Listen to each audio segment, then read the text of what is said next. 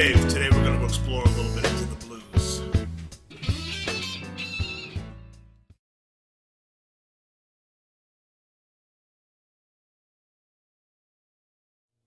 Hey, this is Dave. Welcome back to my channel.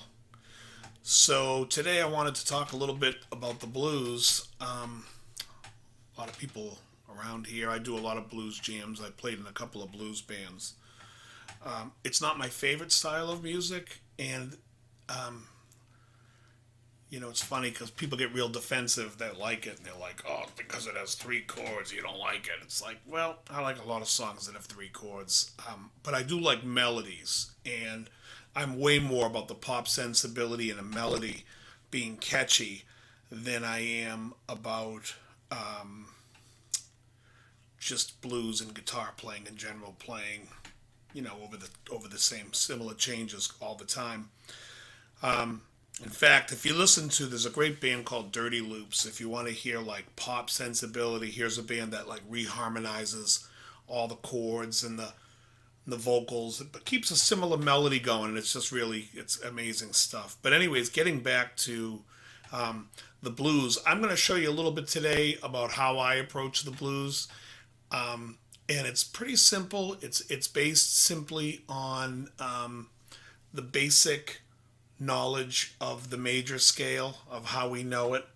So a lot of times you'll go to a blues jam and someone's going to say, give me a blues in A. All right. Well, technically it's not an A, right? Because the first chord is an A7. Well, the A7 has an A, a C sharp, an E, but it also has a G natural in it. And that G natural is a dominant 7. Well, the dominant 7 chord sits in the 5 of the scale. So therefore, the true key of the song is in the key of D. We have F sharp and C sharp. So I can play, and that's my scale. So in the beginning here, you hear me starting, and I'm playing, which is an F sharp, A, B, C sharp. Then I hit the E. Right, so I'm really just playing in that key of D, although I'm centering an A. Okay, so now what happens is we go to the 4 chord in this progression, and this 4 chord is a D9 or a D7, however you want to. I mean, it's an extension of a 7, so again, it's the 5 of the key of G. And so now we are in a different key. We're actually now in the key of G, which the difference between the key of D and the key of G is the C now is natural. So now there's just one sharp, it's F sharp. And so I was stressing that and playing it. So when it went to the D, I did the same lick, except I hit a blue note. I hit just to bend into the F sharp. Now I'm only bending half up to the C. First, over the A chord, I went.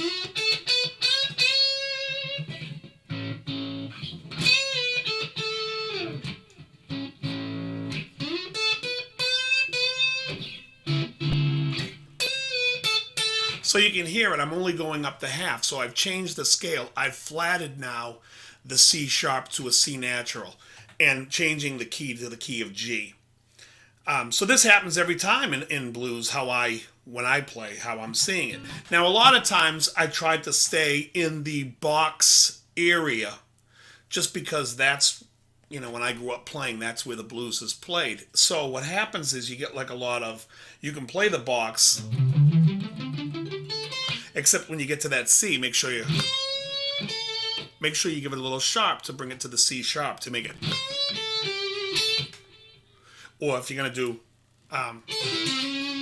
you can bend, but just make sure you're getting that C sharp. It's a nice thing as opposed to playing the minor, which of course you could say, well, it's jazz, it's a sharp 9. It just doesn't. It sounds like you're playing a minor blues over a major. And I don't really care for that sound. So when we get to the 4 now, we're playing the key of G. We've now changed it. And now we get back to the A. And we're back to the key of D.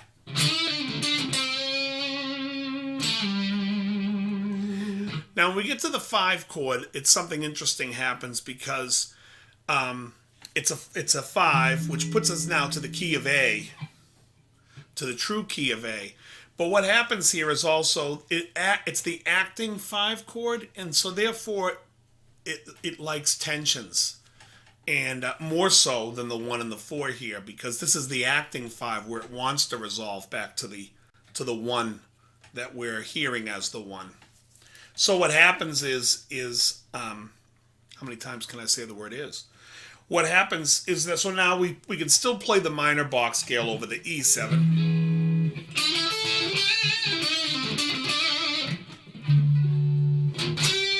Back to the key of G, which again is, if you're playing the box, it's still the minor box. It would be the 2 position. And then, of course, if you're going to play some of the notes that follow outside of the 5, the 2 extra notes, you have the F sharp and the B. And then getting back to the A. But there's some other nice stuff you can play over the E7. You know, you could play, if you're a little bit more involved, you could play the altered scale, which is a jazz scale, hitting the 1 to the 1 with every, a flat 9, sharp 9, flat 5, sharp 5, dominant 7. It's a 7-note scale. It's really based on the melodic minor, but it's like playing F melodic minor over an E7 chord is really what it is. It's the same notes. So, but you have a little bit more freedom over that 5 chord because it's the acting 5. It's the acting dominant to the whole song, even though every chord in here is dominant. And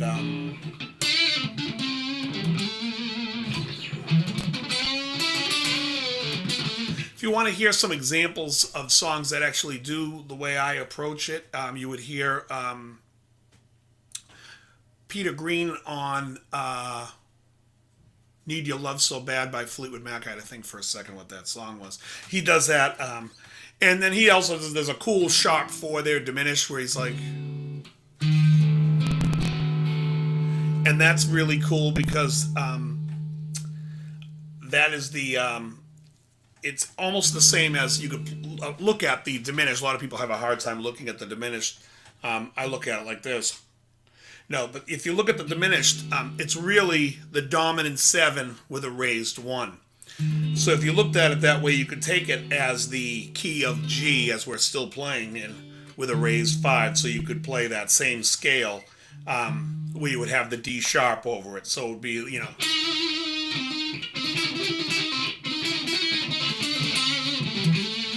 still the same key of G, but we have the raised 5 now, which is the D sharp. But that's in that song, Need Your Love So Bad. But anyways, so that's really an introduction of how I look to the blues. There's also some other cool elements. There's a lot of blue notes I like to hit. I'm really into like hitting, I like to make it as interesting as possible. Like I said, I'm not a huge fan of the blues, and mostly it's because of the melodies. I don't really like it. I'm a huge Tom Waits fan. There's a great blues song he does called $29 that I like. But for the most part, I like more of his songs that are outside of the blues format. But, so now it's what? Is and but, I feel like I say that every 2 seconds. Anyways, I'm supposed to get a screen today that's going to go back behind me here and it'll make it look better. But I wanted to post this video because I was having some audio issues. I'm using my new blue mic, as you can see here, and I have a blue 200 on my little Vox amp over here. There's a little plug for Vox, which is distributed by Korg. John Bingham, that's a plug. I believe that's a plug. Anyways, speaking of plugs, John Bingham and Korg sent me a tuner. And I was having trouble with tuners. I've had like 3 tuners I've used live. None of them I liked.